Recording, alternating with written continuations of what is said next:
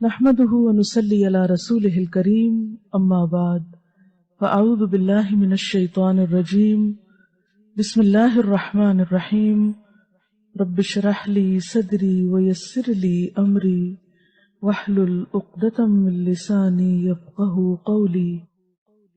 اور اس کا اتنا اجر اور ثواب ہے کہ اگر آپ وقت دیکھیں تو 1.5 منٹ ہے صرف، لیکن اگر آپ اجر دیکھیں تو بے حد و حساب. تو اس لیے پابندی کے ساتھ کوشش کریں اس کو پڑھنے کی، اور گھڑی دیکھ لیں، آپ کا کوئی بڑا وقت نہیں لگے گا. انسان یہ صرف شیطان کا بھلاوا ہوتا ہے کہ انسان یہ نیکی نہ کرے اور اتنا بڑا اجر نہ کمائے.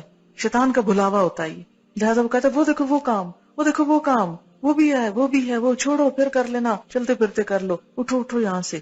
جس طرح قرآن میں آتا ہے فسبح ادبار السجود، سجدوں کے بعد بھی رب کی تسبیح کرو. لہٰذا کیا پڑھتے ہیں 33 دفعہ سبحان اللہ، 33 دفعہ الحمدللہ، 34 مرتبہ اللہ اکبر. کیونکہ نماز کے بعد اللہ کی رحمت متوجہ ہوتی ہے، دعا مانگنے کا وقت ہوتا ہے. کچھ اور جو ہم عربی میں نماز کے اندر نہیں مانگ سکے اب باہر مانگ رہے ہیں، لیکن شیطان کہتا ہے کسی طرح نہ ہی مانگے تو اچھا، محروم ہی اٹھ جائے.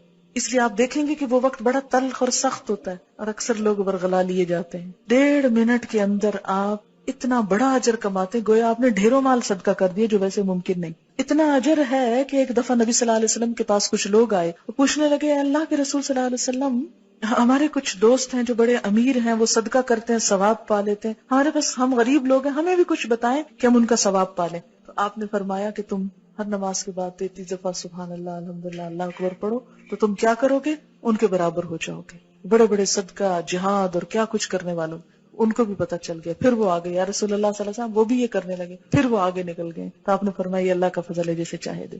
پھر ہوتا ہے اب نماز پڑھ لی، جلدی جلدی وہ بلا کے آرڈر کر دیں سب کو جو جو کچھ کہنا ہے، پھر بولنا شروع کر دیتے.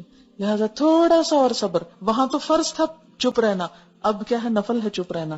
اور آیت الکرسی جو ہر فرض نماز کے بعد ہے، آپ نے فرمایا جو ہر نماز کے بعد آیت الکرسی پڑھے اسے بہشت میں داخل ہونے سے سوائے موت کے کوئی چیز نہیں روکتی. گویا جنت کا دروازہ کھل گیا اس کے لیے.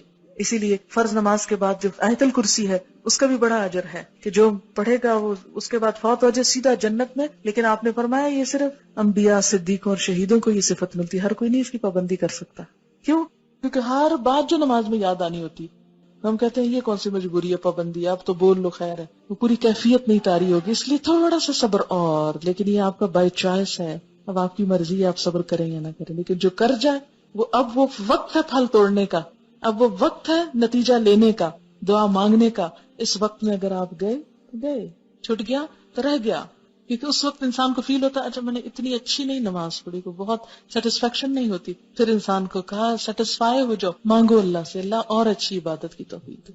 نماز پڑھ چکا ہے پھر دعا اللہ توفیق دینا پھر بھی لوٹ کے آؤں. ایسا نہ ہوگا کہ لیے نماز میں سو جاؤں یا بھول جاؤں یا دل ہی نہ چاہے. اب دیکھیں کہ اگر ہر نماز کے بعد انسان یہ دعا مانگ لیتا تو ایک طرف سے اپنے آپ کو پھر باندھ لیتا ہے اگلی نماز کو، ورنہ ایک پڑھے گا اور ایک چھوڑ دے گا، ایک پڑھے گا قضا کر جائے گا. تو اس طرح انسان چھوڑ نہیں سکتا.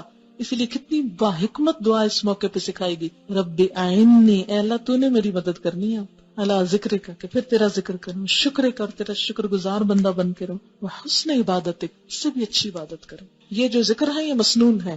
کچھ سوال ہیں کہ میں جلدی سے جواب دیتی ہوں. نماز ختم کرنے سے پہلے سورۃ البقرہ کی آخری آیات اور حشر کی آیات پڑھنا جائز ہے؟ ذکر میں آپ جو کچھ بھی پڑھیں، لیکن یہ مسنون نہیں ہے. مسنون وہی ہے جو میں نے آپ کو بتا دی ہے. اس کے علاوہ آپ اردو پنجابی میں اپنی دعا مانگ سکتے ہیں جو بھی آپ کریں. اچھا ایک بات یاد رکھیں، سجدے میں قرآن نہیں پڑھا جاتا، سجدے میں قرآن نہیں پڑھا جاتا. درود شریف کھڑے ہو کے نہیں پڑھا جاتا، سلام کھڑے ہو کے نہیں پڑھا جاتا، بیٹھ کے پڑھا جاتا ہے نماز سے.